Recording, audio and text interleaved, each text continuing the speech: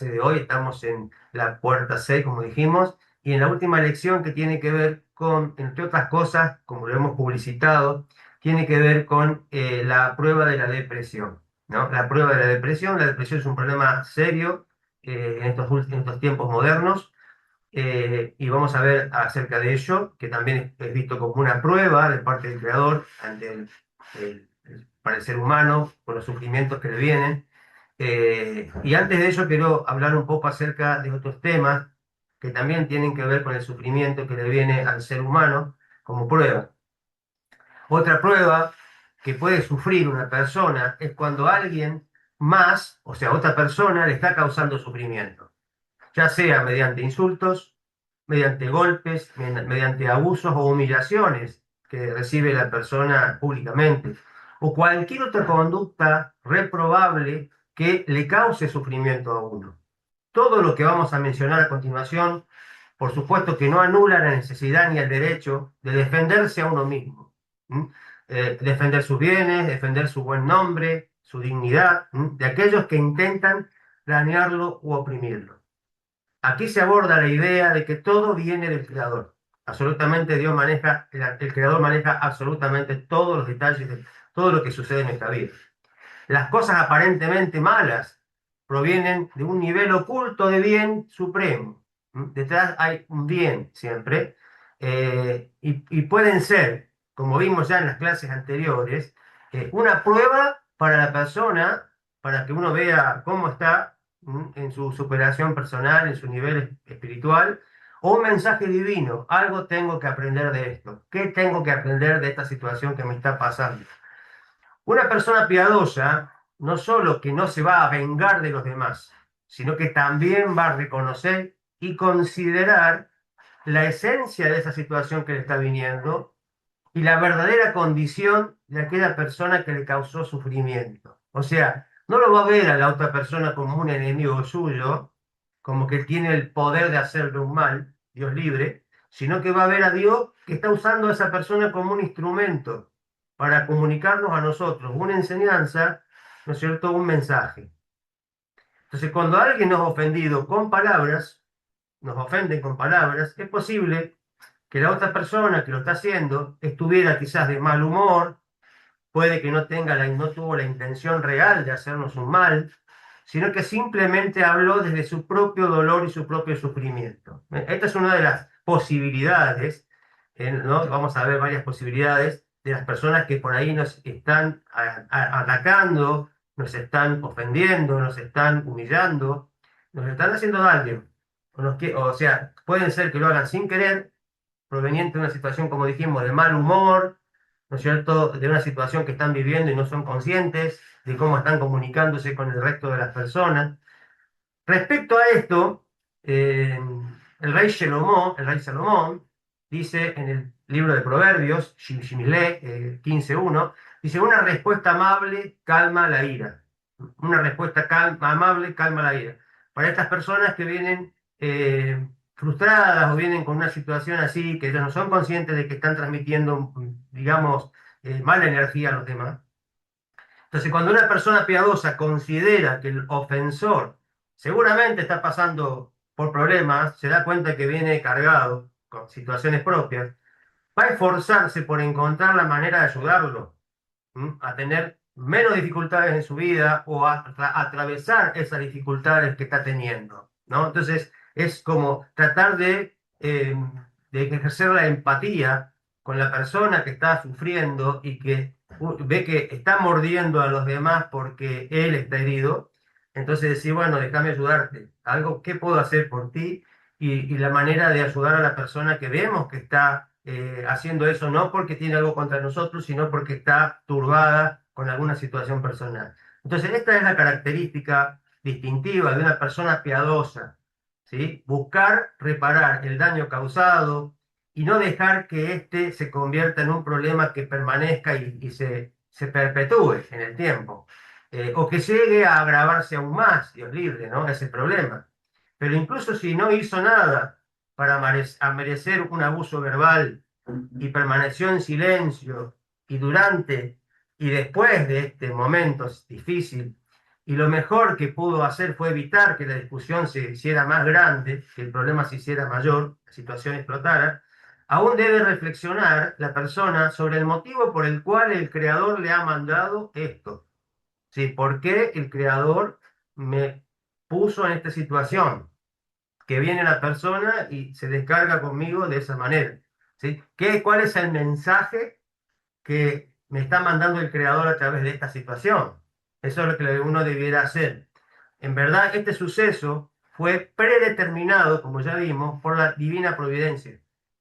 Y quizás fue para que pudiera uno ayudar a la otra persona o animar a la otra persona que lo rodee. No solamente uno no explotar, manejar sus emociones, controlarse a sí mismo, que eso tiene que ver con la superación personal, sino que a su vez la persona termina haciéndole un bien al otro. O sea, toda esa energía la utiliza no para defenderse o para agredir también, sino para ayudar a hacer un bien. Entonces, usar esa energía para hacer un bien, llevarlo, canalizarlo por el lado bueno, que sería ayudar o animar a la otra persona que está pasando un momento difícil y le está agrediendo. Obviamente que no siempre es así, pero acá hablamos de esta situación que la persona no tiene la intención de hacernos mal.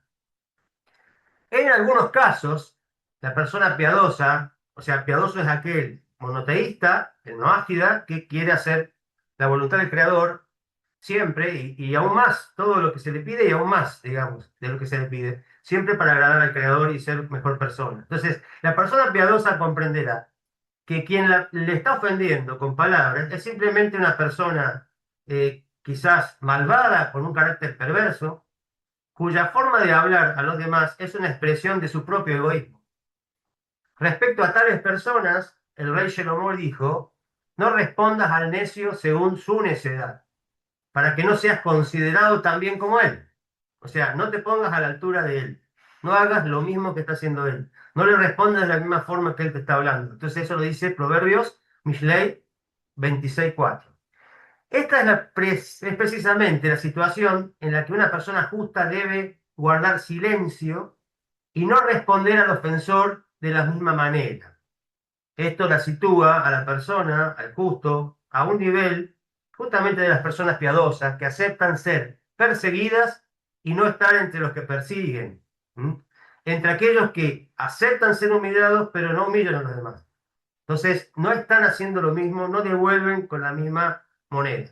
No le pagan con la misma moneda al otro, digamos. Eso sería la persona piadosa, que recibe la situación, pero no está devolviéndole lo mismo. De la misma manera que es lo que quizás esperaría el otro, quizás. Entonces, lo fundamental, sin embargo, es que no se debe discutir ni avivar la llama de la disputa con la persona a la cual se le va a responder o se le responde.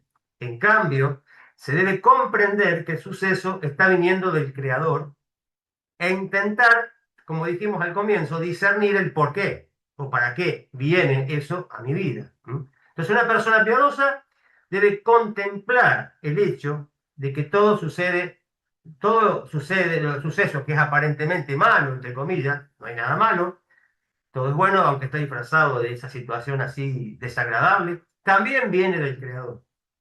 Nada se le escapa al Creador y todo viene de él. Entonces puede que a nivel revelado esté relacionado con una serie de acontecimientos aparentemente aleatorios, como una enfermedad o las fuerzas de la naturaleza. O sea, que la persona llega a pensar, no, pero esto viene por tal cosa. Bueno, venga por donde venga o por la explicación que uno le quiera encontrar, está viniendo y todo, absolutamente todo lo maneja el creador. No se cae una hoja de la naturaleza si no es por el creador. Así que tampoco puede decir que esto es naturaleza y no es Dios, o esto es enfermedad y no es Dios, porque todo está en las manos de Dios y lo envía el creador. Entonces, o puede que otra persona también la haya maltratado, porque el creador también le da vida a la persona que a uno lo maltrata. O sea, a esa persona que nos está maltratando, Dios le está dando vida y dirige aquello que está haciendo hacia nosotros. Eso lo está haciendo el creador, porque puede que no lo permita. Puede que diga, no, no, esto no va a pasar y no pasa, pero él lo está mandando. Entonces, aunque quien causa el problema tiene la libertad de elegir si va a obrar mal o obrar bien, porque también no, eso no quita la responsabilidad del otro que está haciéndome eso a mí, ¿no? O sea, el creador lo está usando para que me pase, para enseñarme algo a mí, pero a su vez él está haciendo algo malo que tiene que rendir cuenta por eso. ¿Eh? O sea, pasa como pasó con Faraón, con Paró, con el pueblo judío. ¿Sí? Está bien, fue un instrumento, Paró, para el pueblo judío, pero Paró tuvo que rendir cuenta por lo que hizo mal. ¿Mm? Y por lo tanto, será sancionado, esa persona será sancionada por el Creador por cometer ese tipo de transgresiones contra uno, si no se arrepiente debidamente, si no hace teshuvá. Entonces el Creador ya había decretado también que tal persona sufriría determinada sanción. ¿Mm? O sea, todo está precisamente calibrado, entonces esa persona que sabía Dios que iba a hacer, iba a obrar mal, la llevó para que nos hiciera algo a nosotros. ¿No es cierto? Entonces a nosotros nos enseña algo y esa persona hace lo que decidió hacer, por lo cual va a tener que rendir cuenta. Cuando Absalón, hijo del rey David, intentó derrocarlo y tuvo que huir de Jerusalén en el camino, fue maldecido por Shimi, hijo de Gaira.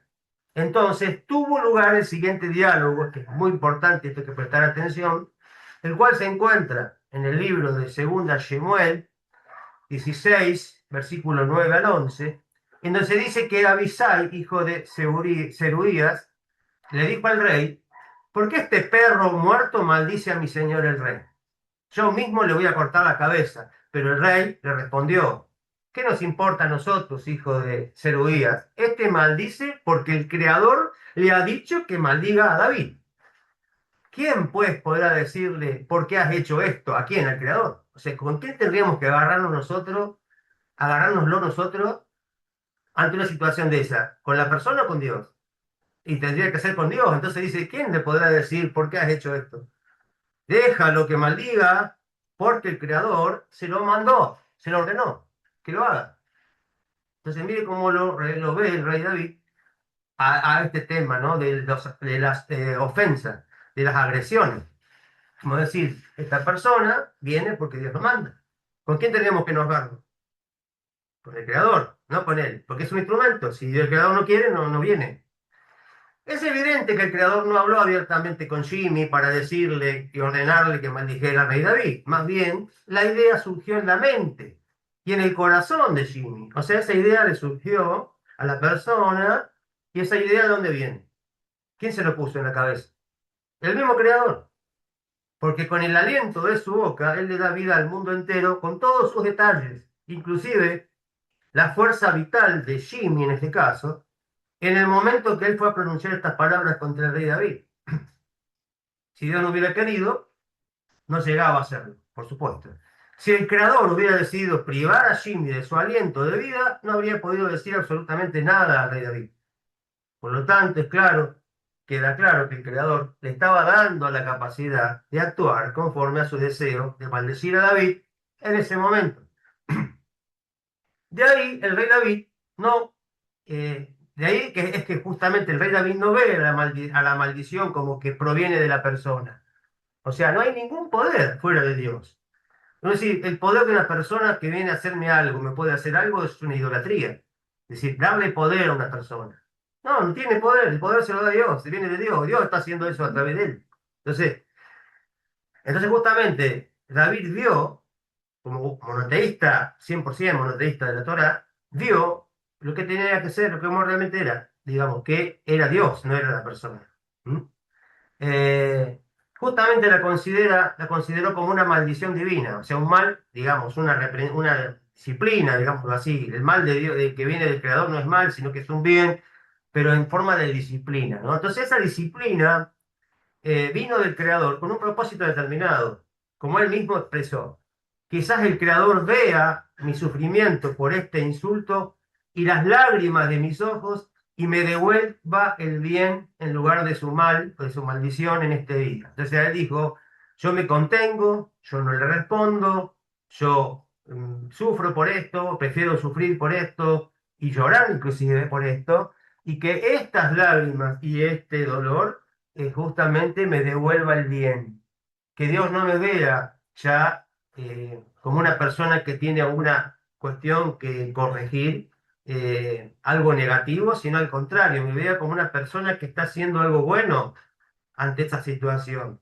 ¿Ya? Entonces, digamos, es para que no el mal no sea mayor, ¿no? Y que en realidad el Creador tenga misericordia de uno porque uno está obrando bien ante esta situación.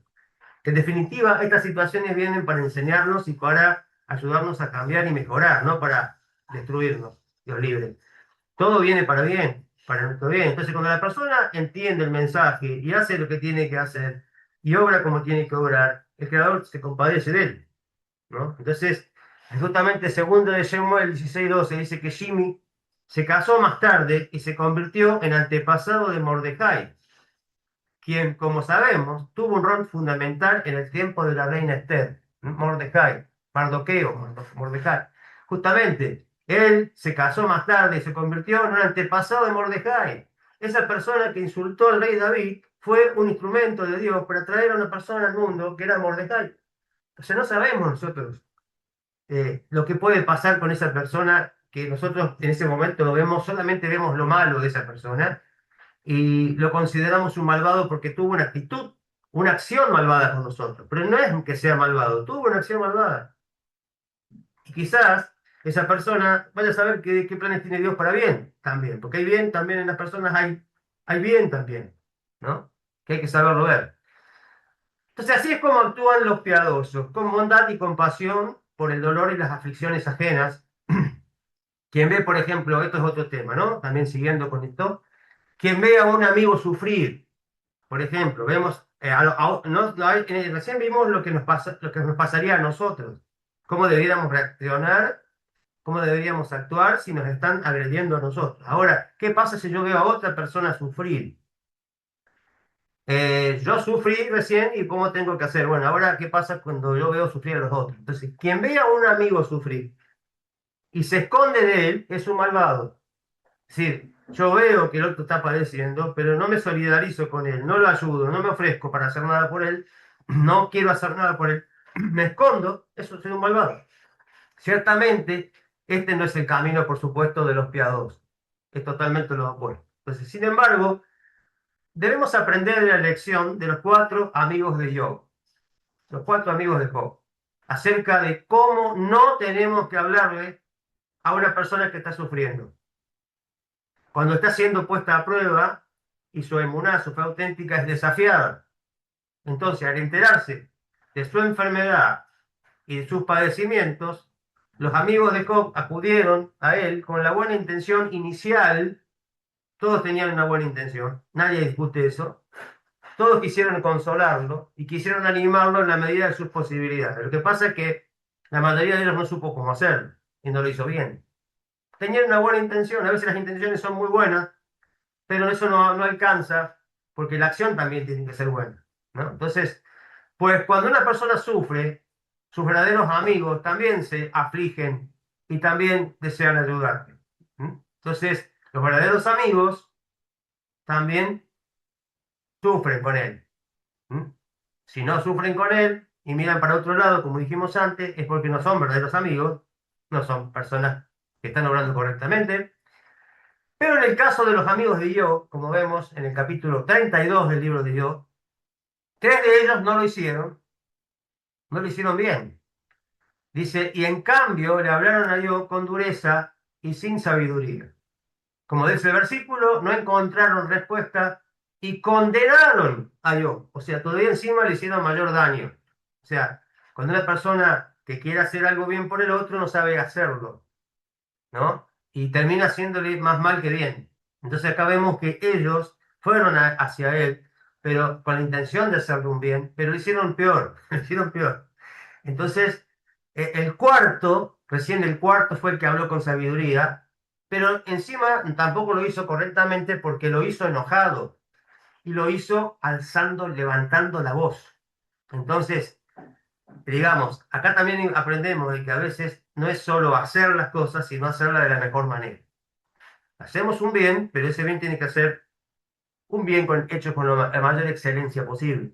Porque por ahí decimos, sí, le dije lo que le tenía que decir, pero ¿cómo se lo dijiste? Bueno, en este caso se lo dijo enojado, se lo dijo levantando la voz. y no lo hizo de manera perfecta, ¿no? Entonces hay que recordar que el propósito de visitar a las personas que están sufriendo, ya sea una enfermedad o lo que sea, un problema, una pérdida, por ejemplo, de un familiar, alguna situación económica, problemas familiares, etcétera. La finalidad de visitar a estas personas es brindarles apoyo de la mejor manera, ¿no? Es rezar por ellas, si no se puede rezar junto con ellas, porque obviamente puede que no sean monoteístas, rezar por ellas individualmente, suplicar al Creador que les conceda su misericordia. ¿M? Eso es lo que tendríamos que hacer ante una persona que sufre. Y al visitar a alguien que está sufriendo, también se puede descubrir mejor cómo ayudarle a solucionar su problema. O sea, uno ve, observa, escucha y de esa manera va viendo la mejor manera de poderle ayudar. ¿Mm? ¿Cuál sería la ayuda real para esa persona? Entonces, ayudarle a solucionar su situación y todas esas cosas, ofrecerle consejos amables sobre cómo puede él ayudarse a sí mismo mediante un plan de acción inteligente o mejorando sus hábitos, ¿no? O sea, es darle un buen consejo. A veces nosotros no le podemos resolver a la persona todas las cosas, pero si esa persona es una persona de confianza, uno puede darle una buena sugerencia, un buen consejo que le ayude a organizarse, le ayude, ¿no es cierto?, a mejorar sus hábitos, su costumbre, para que no tenga que padecer, digamos, aún más esa situación. Que esa situación se haga más dolorosa y más difícil. Entonces, darle algunos consejos que le ayuden a mejorar y a mitigar ese dolor y a salir lo antes posible de él. ¿Sí? Bueno, entonces acá tenemos algunos consejos que tienen que ver con estas cosas y ahora entramos en la prueba de la depresión. Obviamente esta clase va a llevar un poquito más, pero es la última y merece realmente el tiempo. Entonces, la prueba de la depresión, vamos a hablar, que es el tema que estuvimos haciendo en hincapié de esta clase. Explicamos antes en la tercera puerta de la importancia de servir al Creador con alegría, junto con la importancia de estar alegre siempre en nuestra vida en general. Por el contrario, la depresión se trata justamente de un sentimiento de tristeza permanente, no es algo, la tristeza no es que esté mal si está en su momento y medida adecuada, porque una persona tiene todo el derecho y tiene emociones de sentirse triste ante una situación de tragedia, dolor. Obviamente que la persona se puede sentir triste, la tristeza es parte de nuestras emociones, solo que no tiene que anidar en uno, y no tiene que permanecer y quedarse, ¿no? Entonces hay que tener cuidado con eso. Y la depresión hablamos de algo que es permanente, que se viene para quedar, ¿no? Y es un rasgo duro, es un rasgo negativo, la depresión, que dificulta la capacidad de una persona para servir al Creador y tener éxito en su vida. Hasta el punto de que generalmente se puede considerar la caída en la depresión como una artimaña de la inclinación al mal. ¿Mm? Acá estamos hablando de una situación que viene a nivel emocional, ¿no es cierto? Que tiene que ver con solamente una persona que está bien físicamente, pero que emocionalmente no está procesando mentalmente y emocionalmente esta situación correctamente, de lo que le pasa. Estamos diferenciando esto de aquellas cuestiones clínicas, ¿no? Que tienen que ver ya con una situación de una deficiencia que tiene que ver en el sistema neurológico, ¿no? Que necesita sí o sí medicación, ¿no es cierto? Atención médica, clínica y atención a ese tema, que eso es una cuestión ya que tiene que ver con lo físico. Acá estamos hablando de una depresión que viene a un nivel donde la persona no está físicamente dañada, no tiene ningún problema, sino que está tomando esa situación de esa forma, ¿no? Le está asimilando de una manera negativa a esa situación que está viviendo. Entonces, acá quería simplemente hacer una explicación. Por ejemplo, Freud, el gran, digamos, psicólogo, digamos, sabio de psicología, explicó una diferencia profunda entre la tristeza y la depresión. En la tristeza sentimos que el mundo queda vacío por la pérdida de algo valioso, pero en la depresión nos dice, la persona siente que es ella misma quien está vacía o que no tiene valor. O sea, el problema es que esa tristeza se dirige hacia la persona misma, ¿no? Y ya uno no está viendo la situación de la tristeza que viene de afuera, por lo que pasa afuera, sino está triste por uno mismo, porque uno mismo se empieza a ver de otra forma, de una forma totalmente negativa. Entonces la tristeza tiene una causa que se puede identificar y aunque duele, no destruye la percepción que tenemos de nosotros. La depresión, en cambio, puede traer culpa. Sabemos que la culpa es totalmente negativa en la Torá, autorreproches y la sensación de que uno mismo es el problema, de que uno mismo está haciendo todo mal, que uno no sabe hacer las cosas bien y que por esa situación viene todo lo que le pasa. Freud la llamó melancolía a la depresión, y señaló que el dolor más profundo no es solo perder algo, sino llegar a sentir que uno mismo perdió el valor. O sea, es el sentimiento de que uno no tiene ningún valor. Es terrible, ¿no? Y tiene que ver, ya vamos a ver, con el ego de la persona que piensa que todo está bajo su control. Y cuando el control se escapa, dice, no sé controlar lo que me pasa, no sirvo para nada porque no sé hacer las cosas. Y eso es egoísmo, ¿no? Y idolatría también de uno mismo, porque en realidad está pensando que el poder viene de él y que él tiene el poder de manejar todo lo que le pasa. Bueno, es una situación muy profunda. La tristeza es una herida por algo que pasó. La depresión es cuando esa herida comienza a hablar en contra de uno, de lo que uno es, ¿no? Ya nos pone entre las cuerdas, contra las cuerdas, y nos hace ver a nosotros mismos de manera totalmente negativa. Por eso cuando aparecen pensamientos de que no vales nada, de que no mereces nada, de que sos un problema, una carga, es importante recordar que esos pensamientos son parte del sufrimiento, no de la verdad de la persona. O sea, le vienen a la persona, pero no son realmente la verdad. No hay que verlo como que eso es cierto, por supuesto, es libre.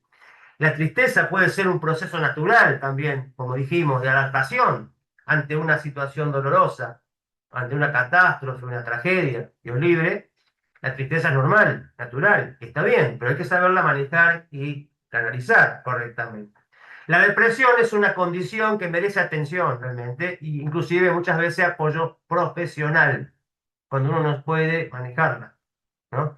Pedir ayuda no es sinónimo de debilidad o muestra de debilidad, sino es una forma de cuidarse a uno mismo. Y uno tiene que cuidarse a uno mismo. Tiene el derecho, la responsabilidad de cuidar su propia salud mental como física. Entonces, por lo tanto, si uno está teniendo un problema, tiene que buscar ayuda profesional. No lo puede manejar, intentó, no funciona, sigue. Bueno, no hay que dejar que eso siga y continúe y avance.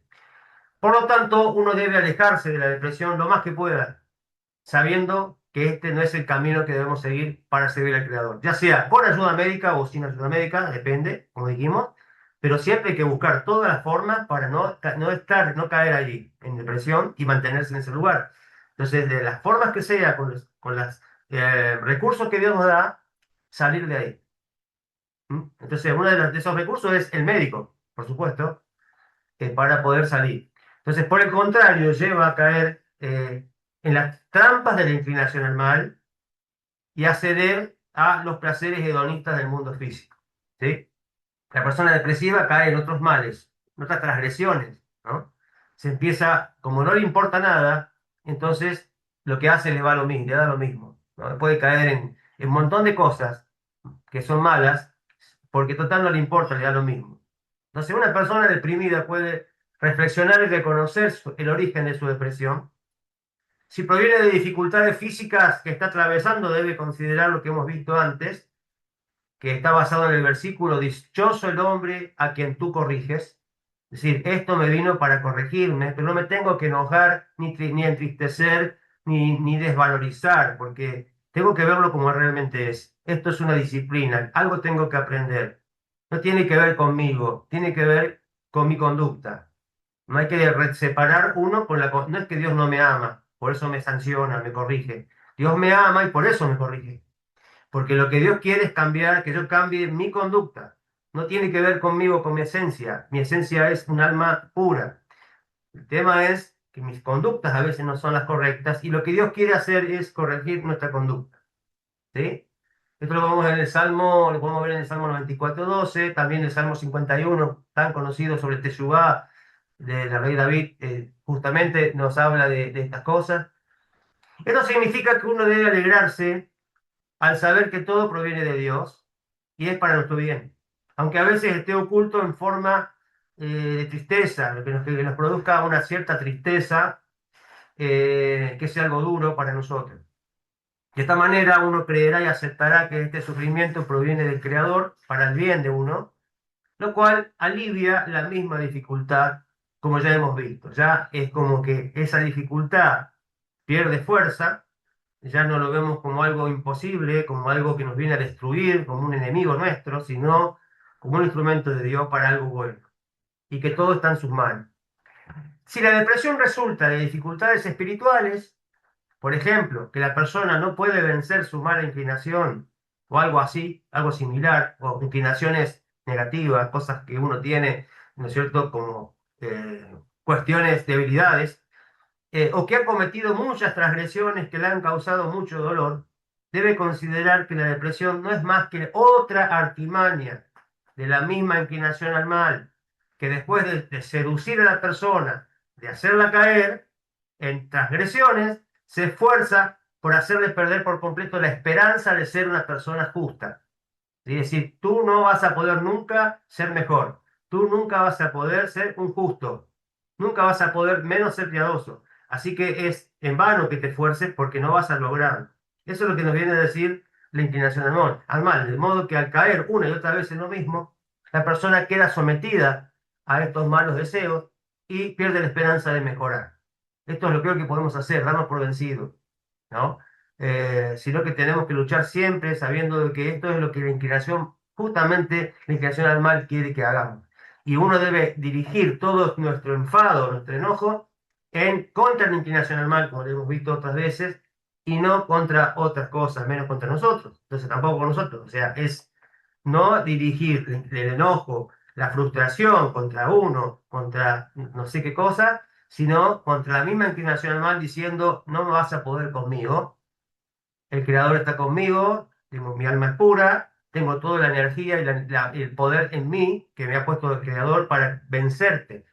Y te voy a vencer, porque el Creador me ha dado la capacidad para hacerlo. Entonces, o puede ser por vanidad u orgullo, pensando que ya debería ser completamente justo, sin necesidad de servir al Creador mediante su esfuerzo o trabajo para superarse personalmente. O sea, a veces el orgullo nos juega en contra pensando que, yo debería ser a esta altura una persona justa. ¿Cómo voy a cometer estas cosas a esta altura? Esto es orgullo, ¿no? Entonces, uno siempre tiene que mantenerse humilde, sabiendo que puede caer. Y si cae, no hay problema, uno aprende y se levanta una y otra vez. Así actúan las naciones, dice en guerra. Parte de la batalla tiene que ver con una guerra psicológica en la que un bando intenta convencer al otro de que no tiene ninguna posibilidad de ganar, para que justamente sus fuerzas se debiliten, se llenen de miedo y sean derrotadas con mayor facilidad. Entonces eso es lo que hace la inclinación al mal, o sea, es tratar de hacernos creer que estamos perdidos, que no tenemos más esperanza y que ya no vale la pena.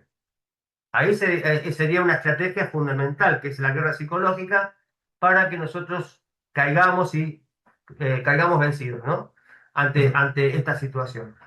Tenemos que saber que esto es así y tenemos que saber identificarlo y saber pararnos ante esta situación, ante este diálogo interno que no viene de nuestra alma, que viene justamente de la mala inclinación o de la inclinación al mal. Respecto a esta táctica de la inclinación al mal, el rey David también dijo, he aprendido de mis enemigos. En el Salmo 119:98 dice, he aprendido de mis enemigos.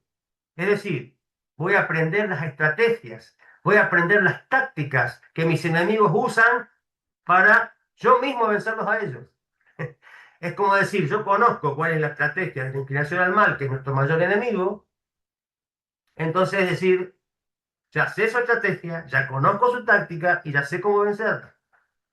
Esto obviamente subraya que uno debe tener presente que su inclinación al mal es su enemigo y no su amigo, y que nunca debe dejarse engañar y terminar por sentir compasión o misericordia por los deseos impuros que el Creador envía para ponerlo a prueba. Entonces cuando uno tiene esos diálogos internos, digamos, esas reflexiones que pasan por nuestra cabeza, siempre hay que preguntar, ¿de dónde viene esa reflexión?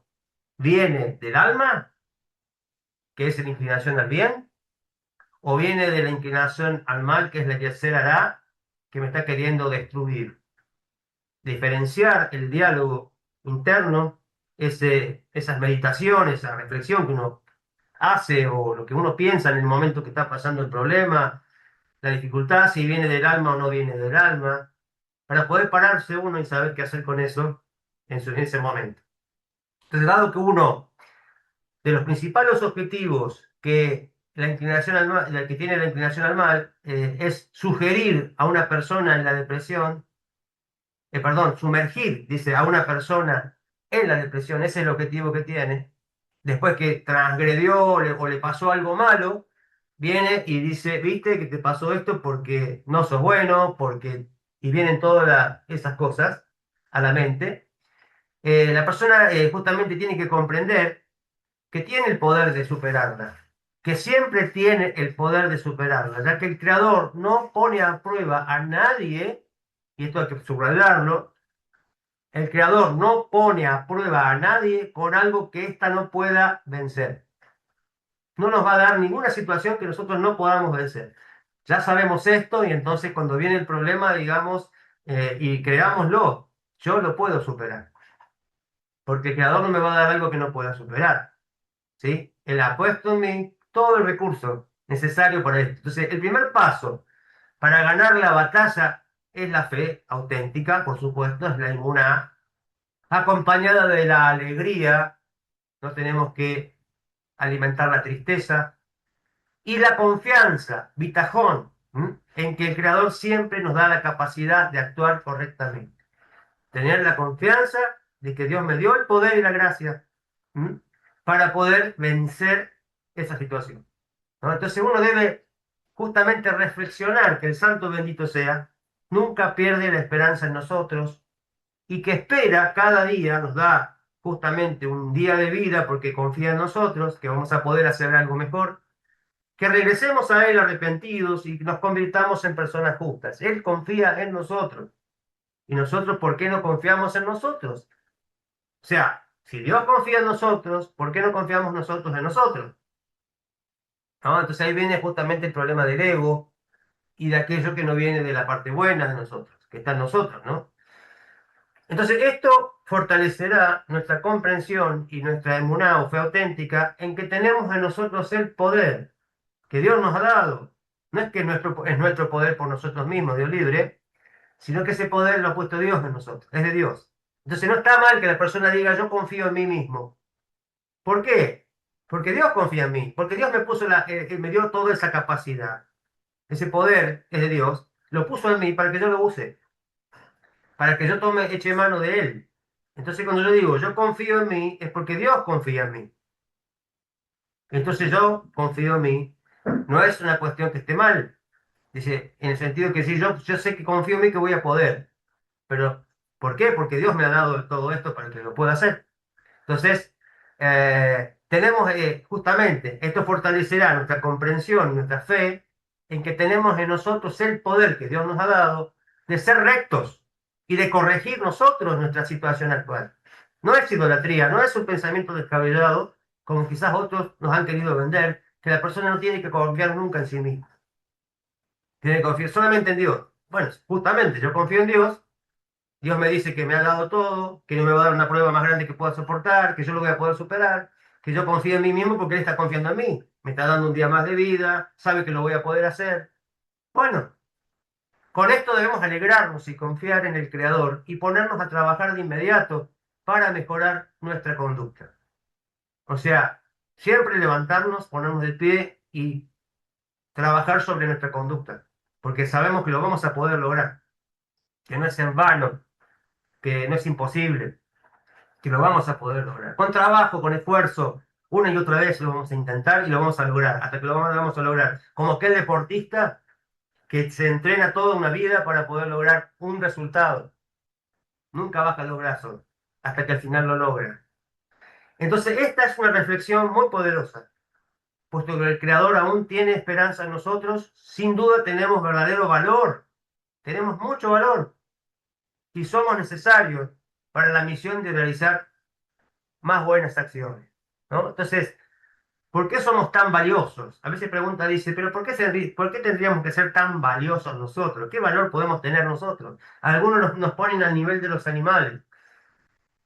Dice, pero ¿qué valor podemos tener nosotros? Un valor enorme porque tenemos un alma divina. Tenemos divinidad. Ni los ángeles tienen divinidad propia, digamos. No tienen una chispa divina como nosotros, un alma divina. Solamente nosotros tenemos un alma divina. Hasta los ángeles están para cuidarnos a nosotros. ¿Por qué somos tan importantes? Somos tan importantes porque tenemos un alma divina. Somos como bebés que tienen que aprender a caminar aún, que tienen la capacidad de elegir entre el bien y el mal, de equivocarse y de caerse y de levantarse todas las veces que sea necesario, pero tenemos la capacidad, tenemos el potencial de tener el alma divina, de tener chispa divina, de ser imagen y semejanza de Dios. Ni los ángeles tienen ese privilegio. Por eso están puestos para ayudarnos y servirnos. Entonces, el valor es enorme. No nos veamos por lo que hoy logramos hacer, veámonos por lo que tenemos dentro, por lo que valemos y lo que podemos llegar a hacer, que algún día lo vamos a hacer, a lograr, ¿sí? Entonces, bien, entonces, entonces esta es una reflexión muy poderosa, puesto que el Creador tiene esperanza en nosotros, sin duda tenemos verdadero valor y somos necesarios para la misión de seguir realizando en este mundo más buenas acciones, aquellas acciones que Dios espera de nosotros porque estamos ya establecidos para hacer una determinada cosa en este mundo. Entonces, tenemos mucho valor y tenemos que hacer algo en este mundo. Venimos con una misión específica que ningún otro puede cumplir, solamente nosotros. Entonces, para ir terminando, la depresión que proviene de la inclinación al mal, o sea que es del ego, no viene del alma, Dios libre, viene del ego, la depresión, surgió con los primeros actos malvados perpetrados por los seres humanos en el mundo. Le ocurrió a Caín, cuando vio que su sacrificio al Creador no fue aceptado, a pesar de que el de su hermano sí fue aceptado, el Creador le aconsejó que no cediera ante la tentación. Como está escrito en Bereshit, en Génesis 4, versículos 6 y 7, dice el Eterno le dijo a Caín, ¿por qué estás afligido y por qué ha decaído tu semblante? Es decir, ¿por qué te estás deprimiendo? ¿Por qué estás deprimido? ¿No es cierto que si haces el bien serás perdonado? Pero si no te mejoras a ti mismo, a la entrada de tu tumba, la transgresión acecha. Su anhelo está sobre ti. Es decir, la inclinación al mal desea que tú transgredas y por lo tanto comienza seduciéndote a caer en la frustración, en la depresión, por ejemplo. Luego continúa esforzándose por someterte justamente con una depresión que te llevará a la desesperación. O sea, después de la depresión viene la desesperación, ¿no? Pero si no lo intentas sinceramente, aunque sea todo un desafío, aún así podrás dominarla, le dice el creador a los primeros seres humanos. Lo vas a poder dominar por algo, o sea, si te viene es porque lo podés dominar, porque todo está en mi mano. Entonces, si lo intentas sinceramente, aunque todo sea un desafío difícil, lo vas a poder lograr. Es decir, tú y no la inclinación al mal, eres el dueño es el dueño de tu cuerpo y de tus acciones.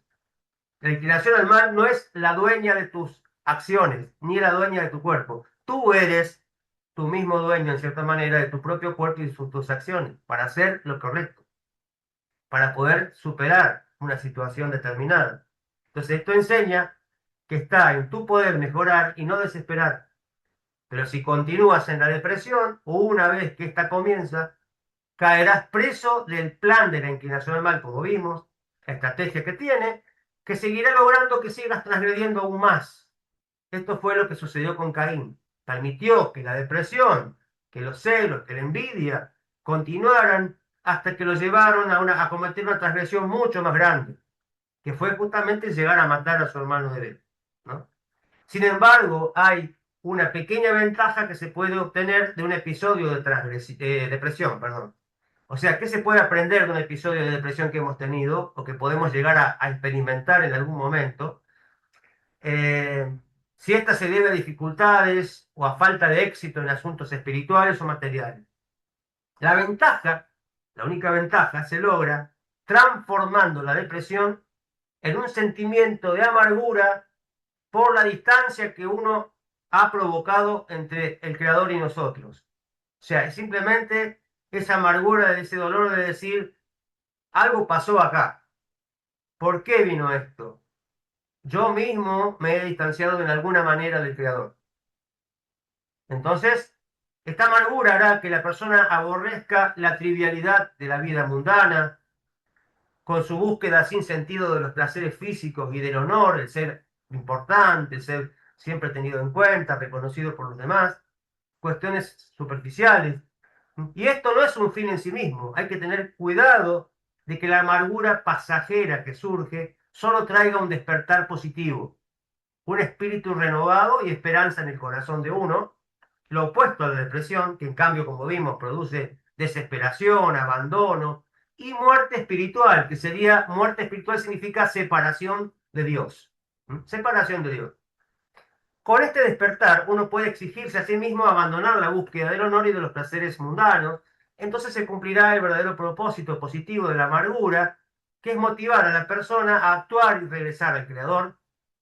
Entonces, no debe retenerla, Dios libre, sino reemplazarla con la verdadera alegría que de ella resulta, que es la alegría de volver bajo las alas de la Shekinah, bajo las alas de la presencia divina. Retornar a Dios y apegarnos a Él y restaurar nuestra relación con Él. A largo plazo, uno debe contemplar regularmente que en la medida en que desee y disfrute de los placeres del mundo, no tendrá espacio en su corazón para el placer superior de la bondad espiritual. O sea, cuando la persona es atrapada en los placeres del mundo, termina por dejar el placer espiritual. Entonces hay que tener cuidado con eso. Si bien tenemos licencia para disfrutar de lo permitido de este mundo y está bien, no tenemos que abusar de eso y quedar preso de esa situación porque vamos digamos, privarnos del bien superior que es disfrutar de la presencia de Dios y de su relación con Él. Entonces, cuando la amargura por su condición espiritual caída de causa y dolor, al aborrecer, al odiar los placeres mundanos, su corazón se quebrantará y se purificará de las tonterías del mundo a las que uno se había aferrado. De este modo, su corazón se abre y se prepara para estar alegre con la verdad del Creador, o sea, para disfrutar de las cuestiones espirituales, de las verdades de la Torá, mediante la emuná y la confianza en Él y en los frutos de las buenas acciones que puede realizar.